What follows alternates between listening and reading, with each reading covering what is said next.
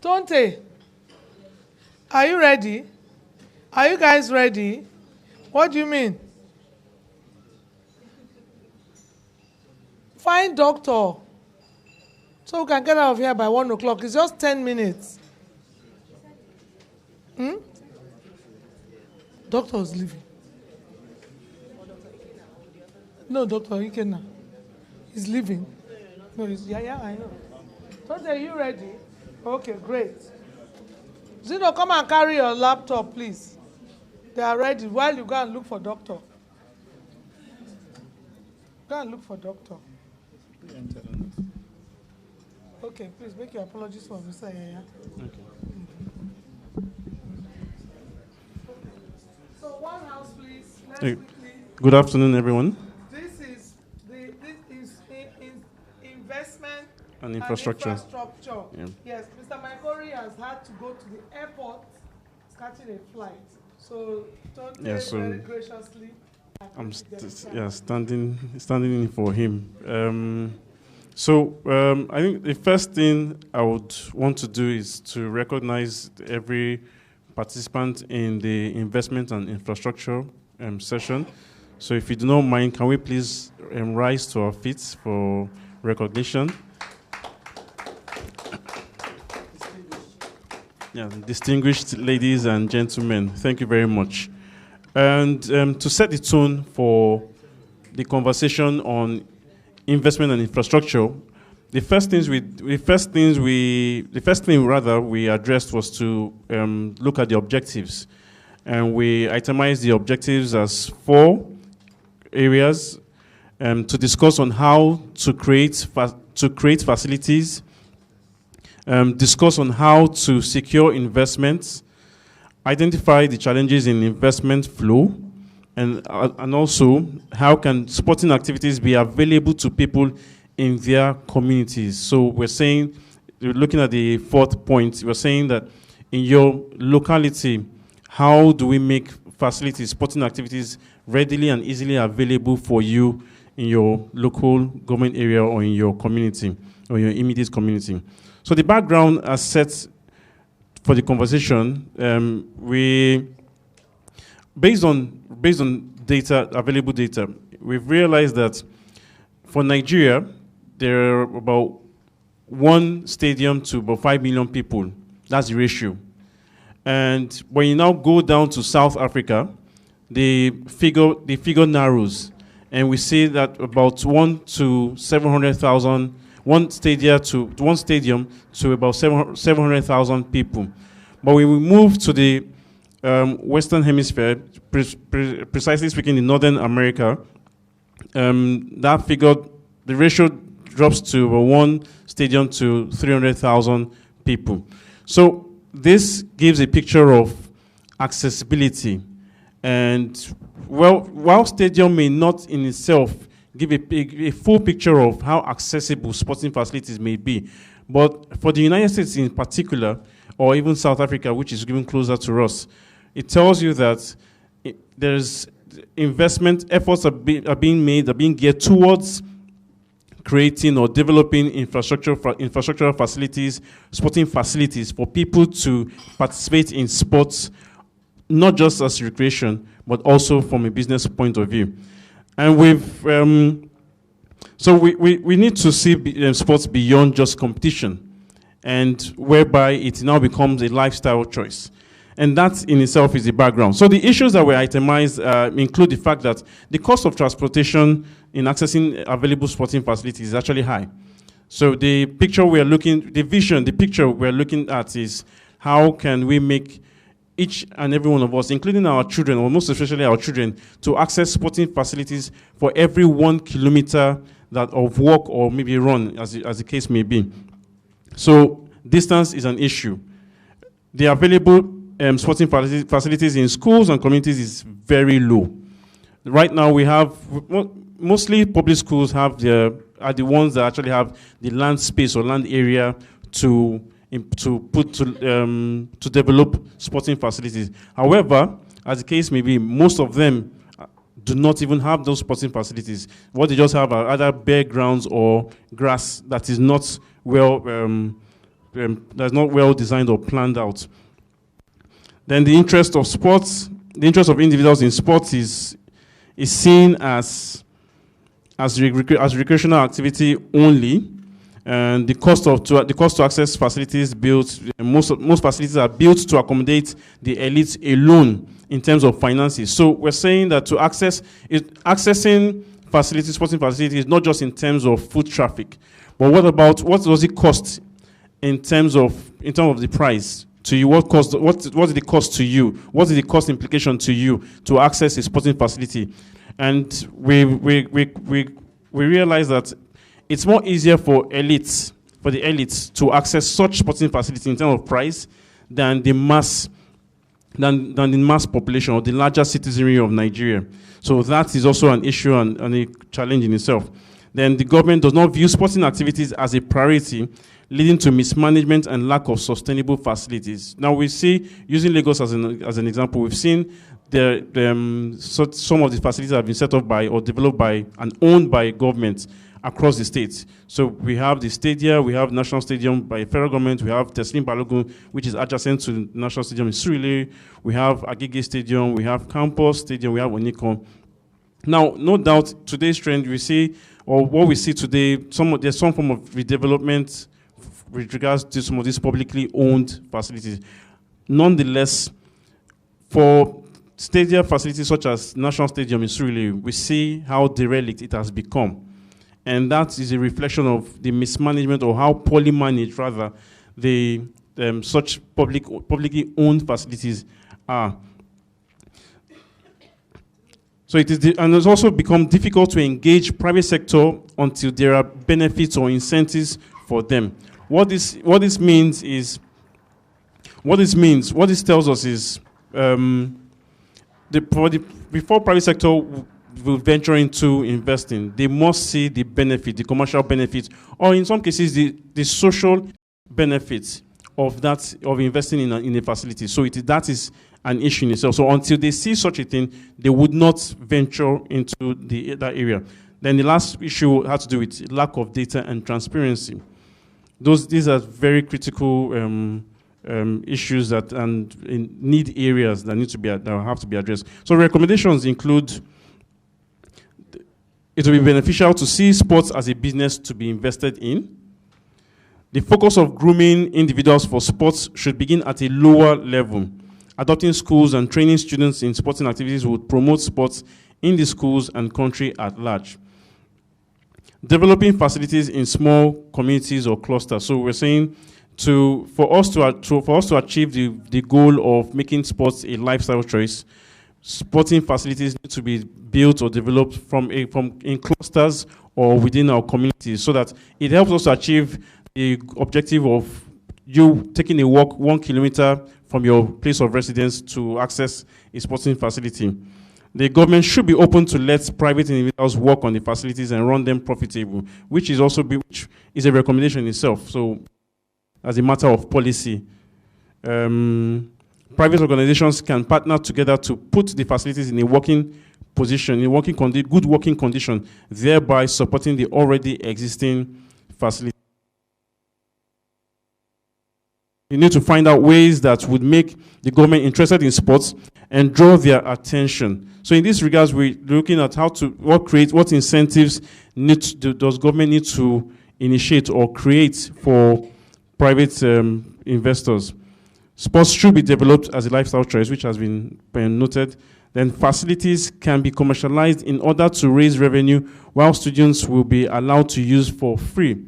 That is also a recommendation. So it's down to the individual owner of such a facility. It's either you choose to want to commercialize it, or you see it from a social impact point of view.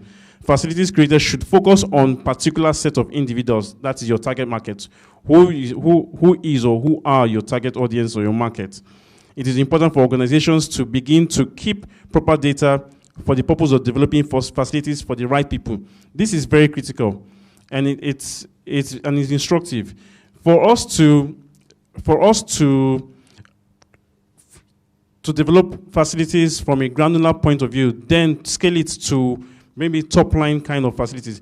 if we need, data is critical because we need to know who are the people using the facilities.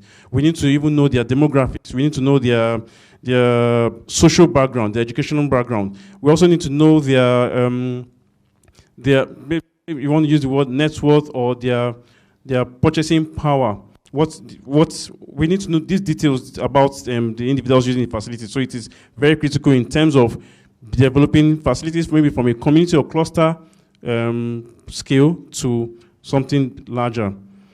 We also need to develop a recommendation is to develop a model mechanism for the build-up of data within small clusters and communities. Seek out other countries. It was recommended that we don't need to reinvent the wheel. We can also look at other climes and see what they have done and replicate it here. Create awareness on the importance of sports to a healthy lifestyle, and that has to do with media campaign. And that speaks to content too, content development. Create competitions within schools to create an interest at the grassroots level. This puts them in the line of recruitment by professional brands. So by the time when you have with facilities, you need to also create events through which talents will be identified, and from there they can be picked up and managed by professional agents. I think I'll look at the last two critical areas that were identified. In terms of what kind of facilities we're looking at, it was suggested and also recommended that we consider multi-purpose sporting facilities located in different localities, particularly within communities, our immediate communities, and also maybe our immediate communities. Eventually, they become clusters in themselves. So that is what multi-purpose sporting facilities. In some regards, it may not just be multi-purpose. It could be mixed-use facilities, whereby you have, say, maybe like it was suggested, a squash court, which can also be used for other kind of social events. It doesn't necessarily need to be sporting, but it can be used by wedding receptions. It can be used as suggested town hall meetings. Depends on what the objective may be, but multi-purpose and mixed-use facilities need to be developed. So in that regards, it will also in terms from that space still on multi-purpose, it doesn't need to be developed as strictly sporting facility. It can have other ancillary services or structures around it that would not just be, that will drag or pull foot traffic to the facility. So we're saying that if, for example, there's no sporting activity for a day or maybe a week, other kinds of events or activities can equally pull foot traffic to that facility, and people can continue. It can be continually used and maintained, as the case may be. And finally, improve the individuals in the operations. It was recommended that that based on the facilities that you can use them to also develop capacity, and then in that way create a sports ecosystem. That concludes our presentation. Thank you very much. Investments and infrastructure. So I'm going to call, where is Dr. Ikenna? I'm going to face the corner today. Dr. Ikenna will really have my time. Okay, Dr. Ikenna also will come and talk to us about what the incentives and policy group the conclusions they arrived at. Thank you.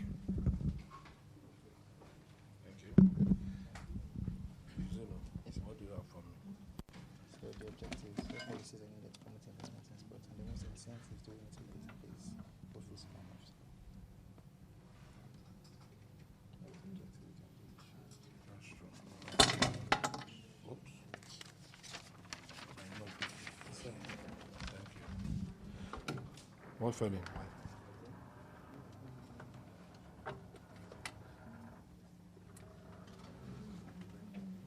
Okay, ladies and gentlemen, so just trying to get ourselves together. The session on policy and incentives, it was a very robust session.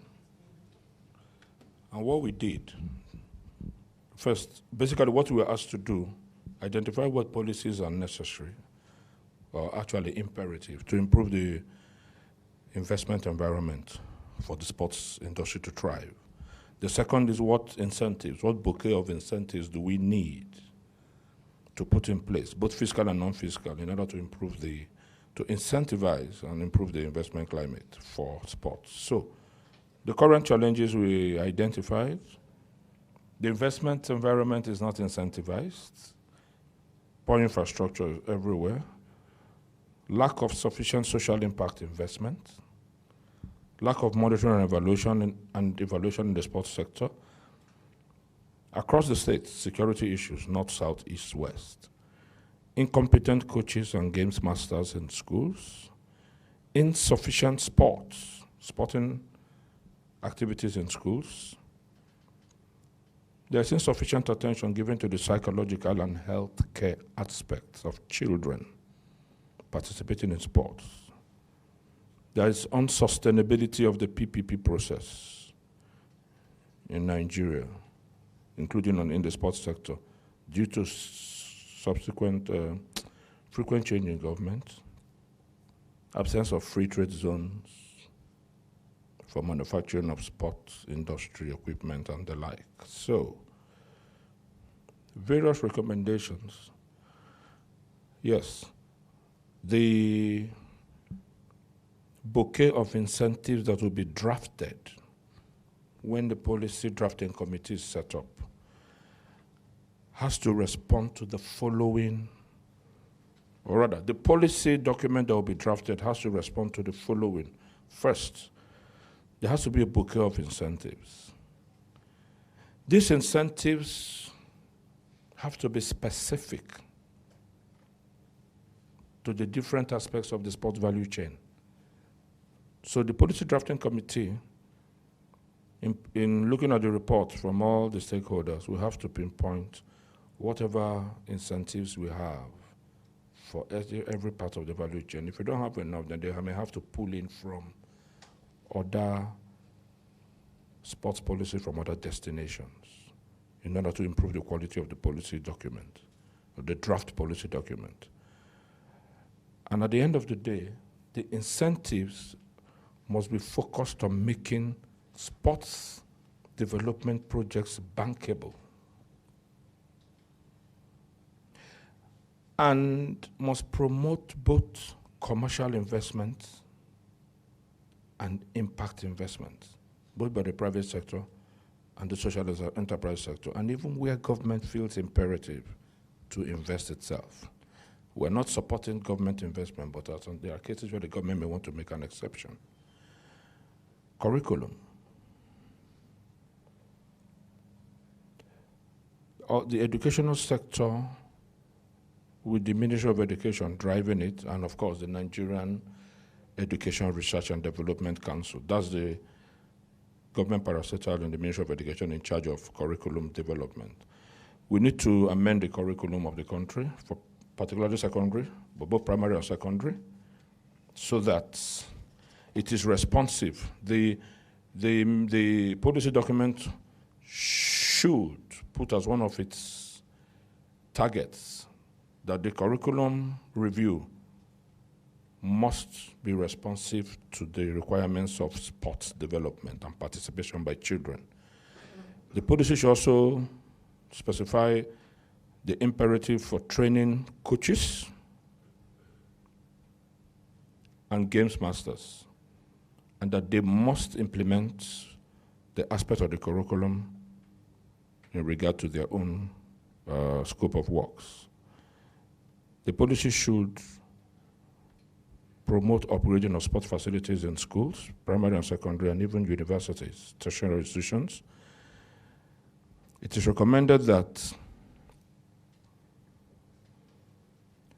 monitoring and evaluation at all tiers of government must take place, because currently, apparently, it's only the federal that is doing that. So the federal, the states, the local government, and even there has to be a body. We have to decide who that will be responsible for M&E of the social impact investment being done by private sector and social enterprise bodies. So that's That's very important. Tax rebates. Now, social investment, if you want to incentivize impact investment, which is basically for social development and is not based on returns on investment, we recommended that the policy should make it tax deductible, all expenditures made for impact investments as CSR. That will encourage a lot of private owned companies to do impact investments. And the policy should also respond to the need for the sports sector to be responsive to peace building, the social impact of sports, the impact of sports in building peace, based on what has happened in other parts of the world, in conflict zones. We have a lot of conflict zones in Nigeria, which today has the highest number of internally displaced persons worldwide. That's not a very good record for us. And then the issue of sustainability of PPP. The policy should promote concessioning and other PPP initiatives in Nigeria because of existing facilities that are lying fallow. They should emphasize the imperative for certification of coaches, not just training, continuous certification of coaches. It should also emphasize the imperative for establishing sports industry free trade zones, drawing on examples from other jurisdictions in order to attract foreign direct investments. The welfare and health care checks on scholars and students, and even at the tertiary level, should be made imperative by the policy in order to promote their sustainable participation in sports. There should be a mandatory policy for compulsory policy for once a week participation, once a week sporting activity by all primary and secondary schools on pain of penalty. However, at the tertiary level, it should be encouraged creatively without being made mandatory because they are dealing with adults. Again, community-based sports user facilities out of school children. Ladies and gentlemen, Nigeria has the record of the United Nations as having the highest number of out-of-school children in the world. That is not funny. And we are finding as a focus group that the sporting sector, if fully supported by this policy, could solve the out-of-school children problem through sports. So if this policy is responsive to that matter, it could solve the problem of not just, like one of my colleagues had mentioned, talent to education. You have talent, it results in a sports scholarship. You should encourage sports scholarship by the private sector and the social enterprise sector. And all the initiatives being done, not only in the Northeast, but also in the Niger Delta for out-of-school children. The policy should be responsive to how sports could resolve that. Very important, the social impact of sports. Now, beyond what's on the laptop, I think you can take that. I will just conclude from what I have in my notes. Nigeria also has the highest number of people migrating from Libya to Europe, whether for sports or not for sports, for greener pastures. And many of them include people who have wanted to, who cannot find a level playing ground in this country to participate in for sports talent discovery. I think they can go out of the country through those backdoor means. the sports industry policy should find a way to respond to that as part of the social impact of sports. Finally, it is our agreement that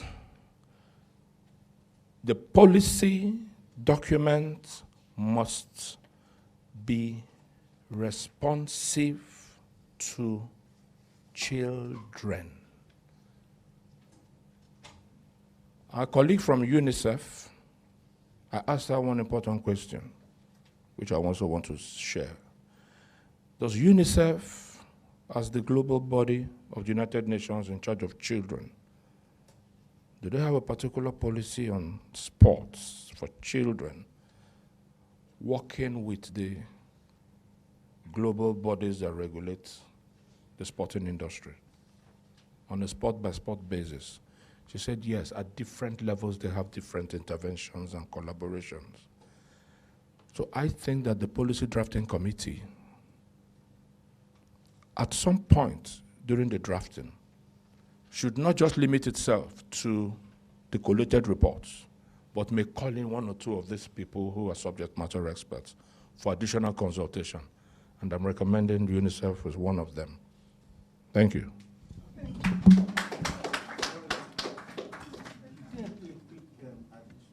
Okay, sure. When you mentioned concession of some of the sports facilities, existing ones. So I wanted us to probably tackle the issue of sanctity of contract. Lawyer. I mentioned it. Oh, sorry. Okay, I didn't.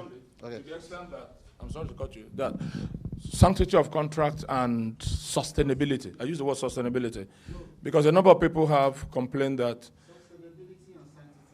I know there are two things. They are linked. I want to give you the link. I want to give you the link. Okay. There are people who have done PPPs. I'm a lawyer myself. PhD law. 30 years at the bar. So, no problem. I was just say, a number of companies have. Okay, my colleague mentioned a company that had done PPP projects in a particular state with the current government. As the government goes, the new government comes in, it's stalled, it can't go forward. So if there's sanctity of contract, then there'll be sustainability of the process. So that's, thank you. Thank you very much. You know, this exercise doesn't end here. As usual, we tell everybody, we'll send you this report. Hopefully by Monday, Tuesday, you'll get this report.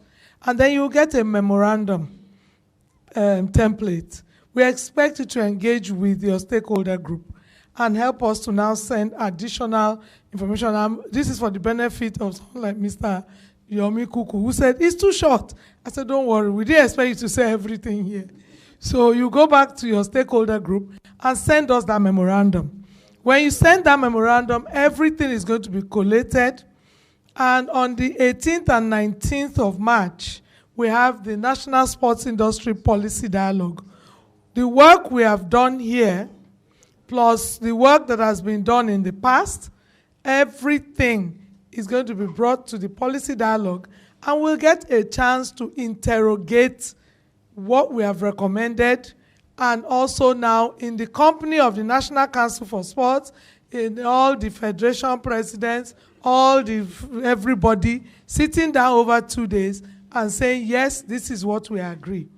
When that is done, a policy drafting committee will sit down and over 1 week put everything together. If we're not satisfied with the inputs, we could call individual stakeholders at that stage to now actually advise, like UNICEF, to now take a look. Hopefully, we'll be done with all of this stuff by the 3rd week, latest end of April.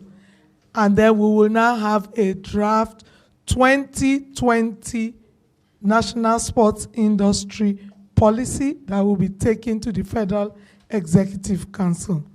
When that is done and it is approved, then the Sports Industry Working Group that was set up last week by the minister will now, with the active participation of a lot of us here, will now start implementing that policy.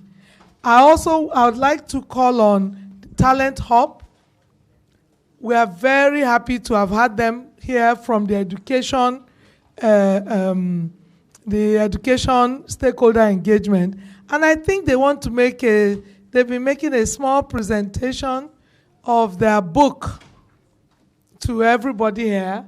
We thank them for that. The book will give us all insights into how the education sector also contributes here. And I just 2 minutes, you just let us know what that is about, so we can take our group picture and depart. The book is more about the youth. It's not about the youth. The youth is, we hold 65% of the population, and trust me, we can turn around things for the country. And we need to understand this demography. We need to understand them. We need to understand what they like. We need to understand how to use their energy positively, how to divert or direct their energy into the needs of the nation, so that whatever the nation needs or whatever goal or dream that the nation seeks to achieve, they can be used to do that. And the book is written by my mentor, Tayo Olosunde, and I have it here. It will be going around everyone. Anyone who doesn't get, please let us know. It's going to really help with anyone who engages with the youth, and everyone. Of course, everyone here has something to do with the youth. So it's going to be a lot of information on how to relate with them and what needs to. Yeah, that's it. Yeah. Thank you. Thank you very much. On that note, we conclude on the stakeholder sessions in Lagos. Doctor, you face the corner. We're actually talking about agreement. On that note, and I was going to conclude, but you are keeping everybody here.